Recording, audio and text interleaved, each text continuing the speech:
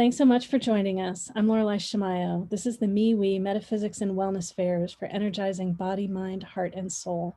We have events throughout the Northwest, including online, many online these days. And I interview our practitioners and vendors to get a chance to know who we all are before you meet us at an event. I'm here today with Lisa Knowlton. Lisa, it's lovely to be with you. Thank you. I'm happy to be here too. Cool. So what is it that you offer at our events? Please share. What do you do? Usually at the events that I've been doing with you, I offer what I call Illuminating Heart Readings. And what that usually entails is helping people hear their own heart.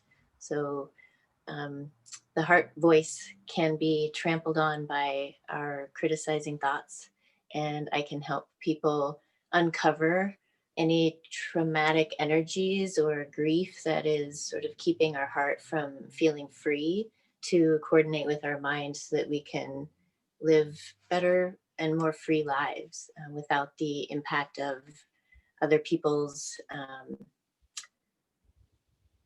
provoked ideas is what I'm hearing. Ideas that provoke us to want to be free. Should I continue? Yeah, well, Mike, and I think that there's a whole range of things that you do, right, that influence even your illuminating heart readings. Right? Yeah. The heart readings came from my experience being a yoga practitioner for about 25 years. And I spent a lot of time uncovering a lot of different layers through my body. But at this point, we all kind of have an idea that our bodies are not just the physical, there's an energy body and an emotional body, and then how our thoughts impact all of that, or even other people's thoughts. So I have developed a way of working with all of those aspects of the human being, and I call it morphing. And at this point in the stages, it's into the morphing mind's eye because it has a lot to do with our thoughts and other people's thoughts, and how they impact our courage to be who we really are. And a lot of that stuff can come from just past experiences in this life and also past lifetimes. I just want to repeat because I think the Zoom got just slightly funny. Did you say morphing practices? Morphing, what do you call it?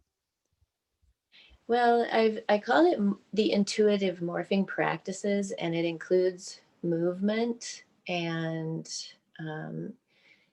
sort of I had to break out of my traditional yoga practice in order for this to occur. And it was good because as much as I loved being a yoga practitioner and even teaching it, because I became very skilled at the subtleties of what was happening in the body. And I could also, I want to say I could see how a person's thoughts were affecting their body in the moment, really. But it was very difficult to address because I never really understood that that's what I was doing. I could just see the dynamic very quickly. I didn't see colors or anything. It was just like more of a knowing that that's what was happening. So I had to learn how to get people to move in order to sort of interrupt and interfere what might be happening in their mind. So I know that you said something about like drawing. So is that connected in some way of how you're attempting to communicate this?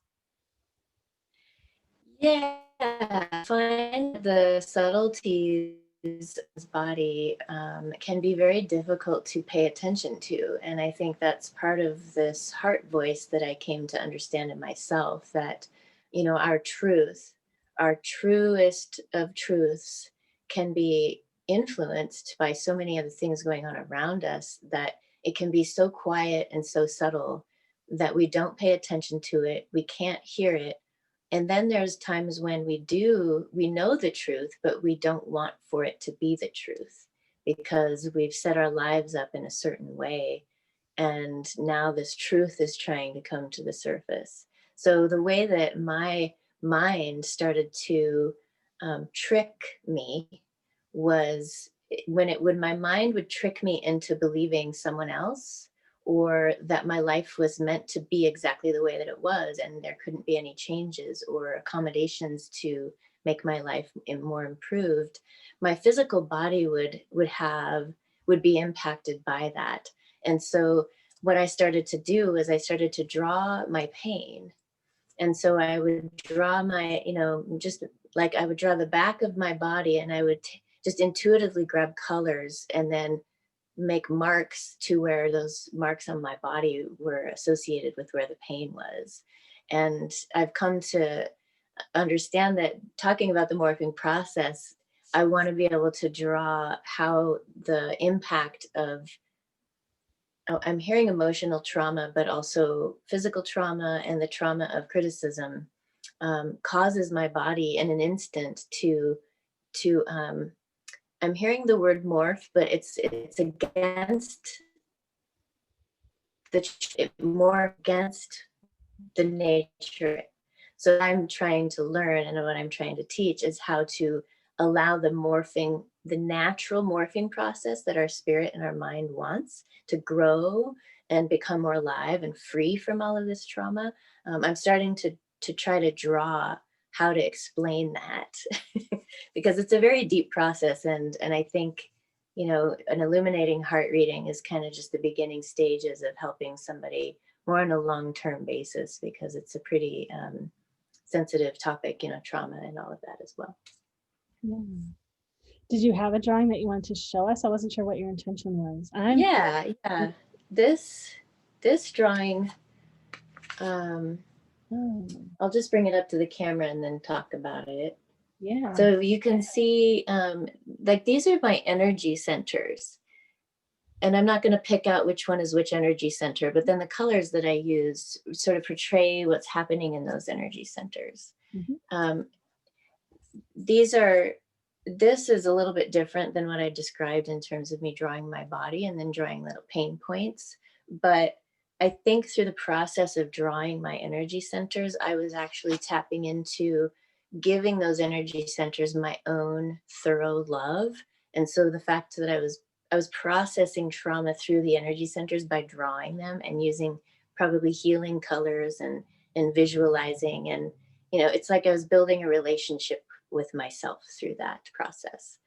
Um, this drawing is more of an example of what I'm trying to do to explain what the morphing process does. And the words are just explanations for myself.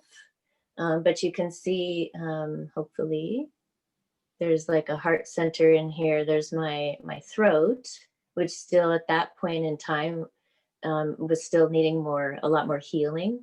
And then what the mind does. So, I feel like as I continue with these drawings and explaining what the morphing process is there's going to be pages, because like that's a pretty simple drawing. It's a circle for a head and a couple of slits for some eyes, but there's so many different layers and how they interact with each other, which is really a combination of how I've spent my life. I did yoga, and now I'm working on this process of illuminating all these different layers of the human form and human condition, and how we exist on this planet with all the different dimensions. So what it sounds like, what I'm imagining is then when you're with someone, you're feeling into or seeing like all these different kinds of layers, and you're sensing into where there's pain and where there's something that needs healing. Is that? Yeah, because I can integrate when someone works with me more long term. I do energy work where I can touch them, or it's effective long distance as well.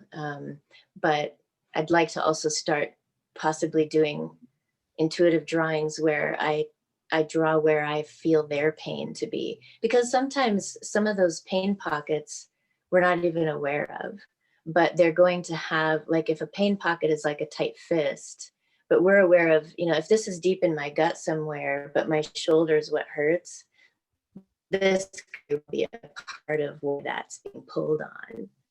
So I feel like I have a deep sense of finding those deep parts of people that is having a big impact on what's going on out here, but we're so busy and we're not always willing to feel those deep parts, which is a very, it's a sensitive place, and it's kind of a tough place to be willing to go to. Well, and it mentioned also, it sounded like earlier you had some messages that were coming through, and you've mentioned something before, the light something, like who is it that what are you connecting with?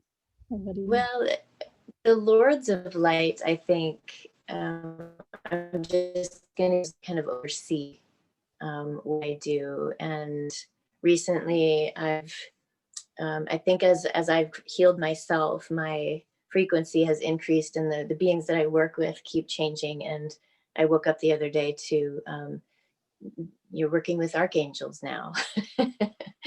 So, but it's been a long process of working with ancestral healing and my ancestors and beings from other lifetimes. But the light is definite. It's love.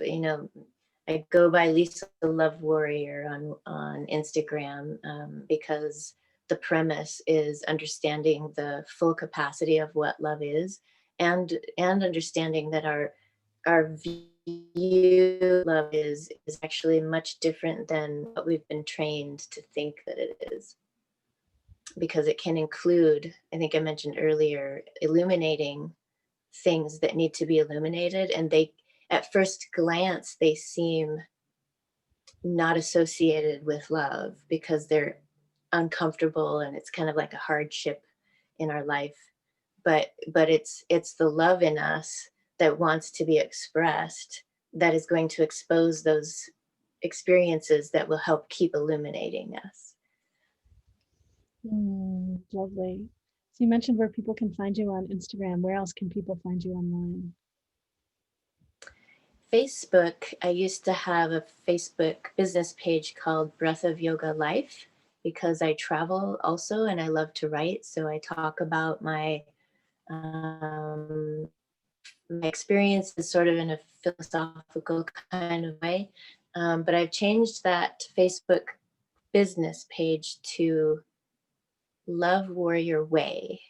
And then I have a current website that will soon be taken down, but probably not for another year, called breathofyoga.net. And my email is lisa@breathofyoga.net. And as those transitions take place, anybody that's in contact with me, I'll make sure that that gets changed in the right places, because I do have a one page, sort of like a glorified business card that's being worked on right now, that's much more updated to where I am in my process. Yeah. So it's all coming. It's good that people can find you. Yeah. It's been lovely chatting with you today, and I'm happy to see all of the drawing that you're doing and how that all fits in. Thank you. Thanks for your time. And your No, you're welcome. So for those of you listening and watching, you can find us online at mewefairs.com. That's MEWEFAIRS.com. Thanks, Lisa.